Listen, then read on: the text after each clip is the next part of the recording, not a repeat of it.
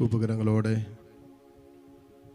ധാരയിൽ എഴുന്നള്ളിരിക്കുന്ന ഈശോയെ കണ്ട് സ്നേഹത്തോടെ കർത്താവിനെ ആരാധിച്ച് നമുക്ക് പ്രാർത്ഥിക്കാം. പരിശുദ്ധ പരമ ദിവ്യകാരുണ്യനാഥനായ ഈശോയ്ക്ക് എന്നേരവും ആരാധനയും സ്തുതിയും പുകഴ്ചയും ഉണ്ടായിരിക്കട്ടെ. കണ്ണു തുറന്ന് ഈ ദിവ്യകാരുണ്യത്തിലേക്ക് നോക്കാം.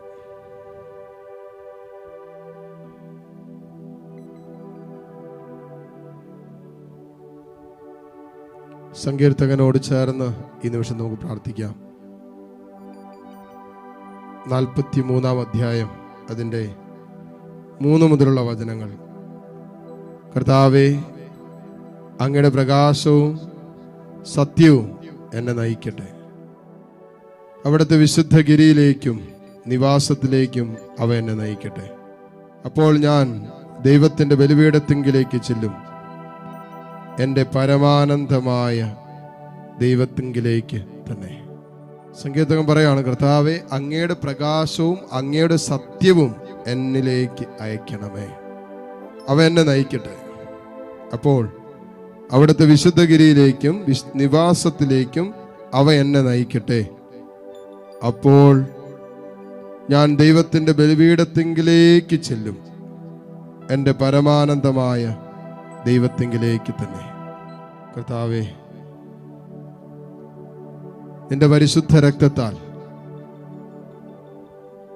ഇപ്പോൾ ഞങ്ങൾ ഓരോരുത്തരെ നീ കഴുകണമേ എന്ന് പ്രാർത്ഥിക്കുന്നു. ഞങ്ങളുടെ മനസ്സിനെ, ഞങ്ങളുടെ ചിന്തകളെ, ഞങ്ങളുടെ മനോഭാവങ്ങളെല്ലാം നിന്റെ വചനത്താൽ വിശുദ്ധീകരിക്കണമെന്ന് പ്രാർത്ഥിക്കുന്നു.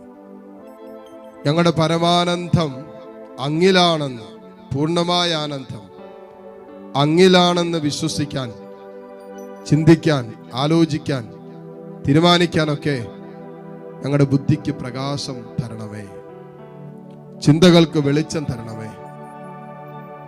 കർത്താവേ, നിന്റെ വചനം ഞങ്ങളുടെ പാദത്തിന് വിളക്കും പാതയിൽ പ്രകാശവുമാണല്ലോ. നിന്റെ വചനത്താൽ ഇപ്പോൾ ഞങ്ങളെ വിശുദ്ധീകരിക്കണമെന്ന് പ്രാർത്ഥിക്കാം. നല്ല തെളിഞ്ഞ ബുദ്ധി നമുക്ക് കിട്ടാൻ വേണ്ടി പ്രാർത്ഥിക്കാം. ബലമുള്ള മനസ്സ് സ്വന്തമാക്കാൻ ആഗ്രഹിച്ച് പ്രാർത്ഥിക്കാം.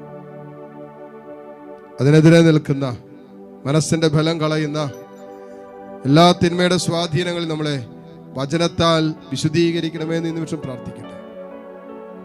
നിരാശകൾ കൊണ്ട് നമ്മുടെ മനസ്സ് നിറയാം, ഭയം കൊണ്ട് മനസ്സ് നിറയാം, ആകുല ചിന്തകൾ കൊണ്ട് മനസ്സ് നിറയാം, നിരാശ നിരന്തരം നമ്മുടെ മനസ്സിനെ ഭരിക്കാം, പ്രത്യാശ നഷ്ടപ്പെട്ടു പോകുന്ന അനുഭവങ്ങൾ കൊണ്ട് നിറയാം,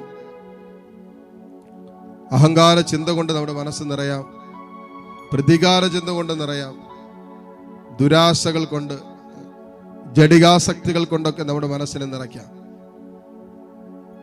നമ്മുടെ മനസ്സിനെ വിശുദ്ധീകരിക്കണമേ എന്ന് പ്രാർത്ഥിക്കട്ടെ. ദൈവം, നിന്റെ വചനം എല്ലാം നവീകരിക്കുന്നതാണല്ലോ. നിന്റെ വചനം എല്ലാം പുനഃസൃഷ്ടിക്കുന്നതാണല്ലോ. നിന്റെ വചനം കർത്താവേ, ഞങ്ങളുടെ പഴയ ഹൃദയം, വെടിപ്പില്ലാത്ത ഹൃദയം, മനസ്സ്, മനോഭാവങ്ങളെ വിശുദ്ധീകരിച്ച് പുതിയ ഹൃദയം തരാൻ പറ. ക്രിസ്തുവിലായിരിക്കുന്നവൻ പുതിയ സൃഷ്ടിയാണെന്നല്ലേ കർത്താവ് നീ പറഞ്ഞു. കർത്താവ്, ഞങ്ങളെ പുതിയ സൃഷ്ടികളാക്കി മാറ്റണമേ, പുതിയ സൃഷ്ടികളാക്കി മാറ്റണമേ. മുട്ടുകുത്താൻ സാധിക്കുന്ന എല്ലാ മക്കളെയും നിമിഷം മുട്ടുകുത്തുന്നു.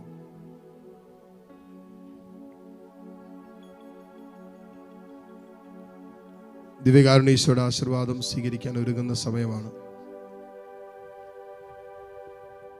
കരങ്ങൾ രണ്ട് ഈശോയിലേക്ക് നീട്ടിപ്പിടിച്ച് കർത്താവിൻ്റെ ആശീർവാദത്തിന് വേണ്ടി നമ്മൾ ഒരുങ്ങുമ്പോൾ ഈ ദിവസക്കാലം നിങ്ങൾ സമർപ്പിച്ച എല്ലാ പ്രാർത്ഥന വിഷയങ്ങളും ഇതാ നിങ്ങളുടെ കർത്താവിൻ്റെ സന്നിധിയിലേക്ക് ഉയർത്തുന്നു. ദൈവമേ, ഈ വിഷയങ്ങളുടെ മേൽ നീ കരുണ കാണിക്കണമേ.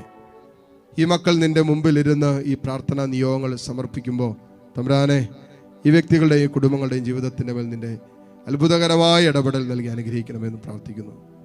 കരങ്ങൾ ഉയർത്തി സ്തുതിച്ച് പ്രാർത്ഥിച്ചുകൊണ്ട് ഈശ്വരാശീർവാദം സ്വീകരിക്കും. പരിശുദ്ധ പരമമാം ദിവ്യകാരുണ്യമേ,